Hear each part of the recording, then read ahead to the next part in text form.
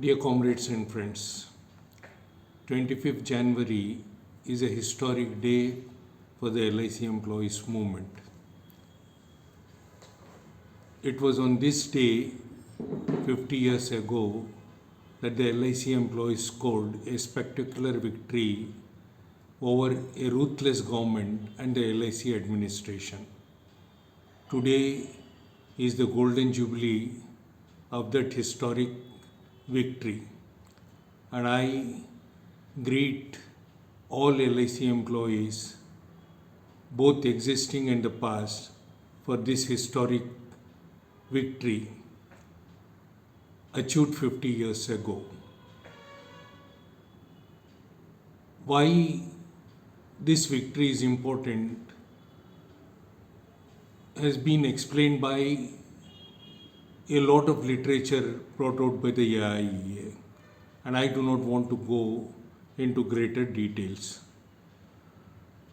The LIC employees were agitating for the upward wage revision, and their demands were legitimate considering the growth and prosperity of the institution. But the LIC administration, which was headed by then a ICS officer, Mr. Puri, K.R. Puri, and the government decided to deny the LIC employees a legitimate wage revision, and not just that, they tried to impose conditionalities on the movement of the insurance employees that would make the trade union activity itself impossible. The AIA therefore decided to confront the government and the LIC management, and a serious agitation was drawn. In response to this agitation, the government and the LIC chose the most potent weapon in the armory of any employer, the lockout. The lockout is a weapon through which an employer wants to create fear, wants to scare the working force, and through this they want to make the workers submit and surrender to the employer and the government. And the government just a few months back had tried this weapon in the Indian Airlines, and to a very great extent they succeeded in subduing the working class movement in the Indian Airlines industry. The LIC thought that they can use the same weapon to make the LIC employees submit, but they could not succeed. The government declared lockout in 6 divisions. To begin with, the Delhi, Madras, Bangalore, Patna divisional offices were locked out, and the machines department of Dharwad was also locked out. Subsequently, the entire divisional office of Dharwad and Meerut divisional office was also locked out. The government chose to partially lock out the divisional offices and keep the branches open, which were the premium collection center. And through this, they wanted to ensure that there is inflow of funds for the LIC, and at the same time create a distress and disharmony and disunity among those working in the divisional offices and the branch offices. The AIA, in a brilliant tactical move, asked all the employees working in the branch offices of the locked out divisional offices to go on a continuous strike.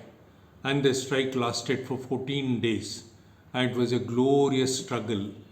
Every one of those 14 days had 100 stories of countless sacrifices, stories of the management coming out with more ruthlessness, suspensions, charge sheets, wage cut memos, but the LIC employees did not submit.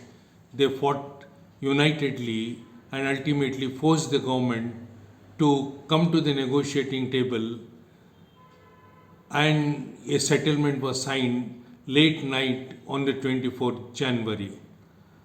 And on 25th of January 1974, the LIC employees entered their offices with heads held high and in proud of the achievement of defeating a very powerful adversary in the government and the LIC administration.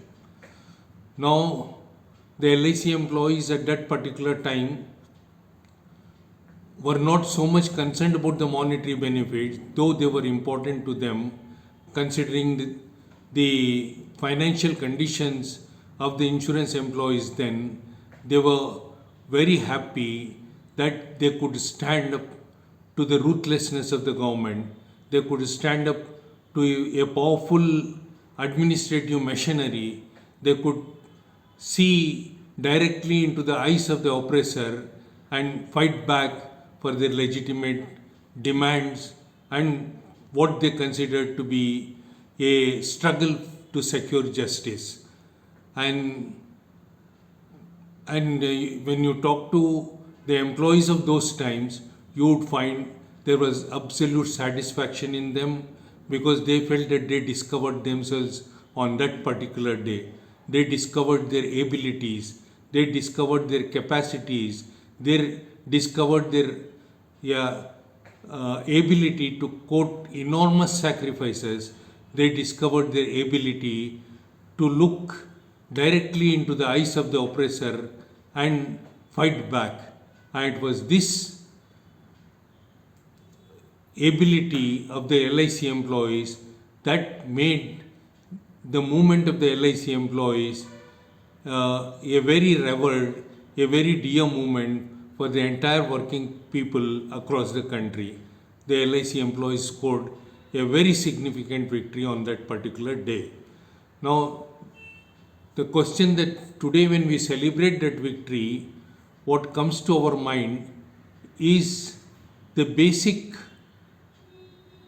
foundation on which this victory was built was the total unity of the employees.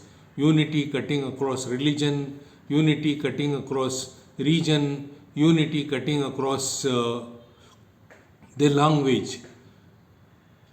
Not the striking employees in the locked out divisions were supported by the LIC employees across the country through their own form of agitations, through work to rule and solidarity actions. And this unity that was built in the process of the struggle was the most important element in securing the victory for them. And today we find that a similar situation is there when the LIC employees or the insurance employees as a whole had to fight against privatization, had to fight in defense of their hard-won rights and privileges. What we find is today their unity has come under attack through the ruling classes by using all methods are trying to disrupt this unity in the name of religion, in the name of caste, in the name of region, in the name of language.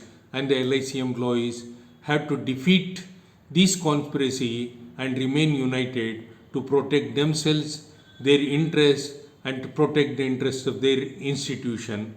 And today when we celebrate the Golden Jubilee of a historic victory over a ruthless government, we must remember that the future is very challenging for us, and that future struggles, that future tasks can be met only through a total unity of the insurance employees. And therefore, let us move forward to defend the unity and build up a strong movement to defend the unity of the nation, unity of the insurance employees, and the class unity of the working class to defeat the anti-labor and the neoliberal economic policies, the social policies, and the political policies of the present government. And I do hope that you will join the battle for this great struggle that is beckoning us today.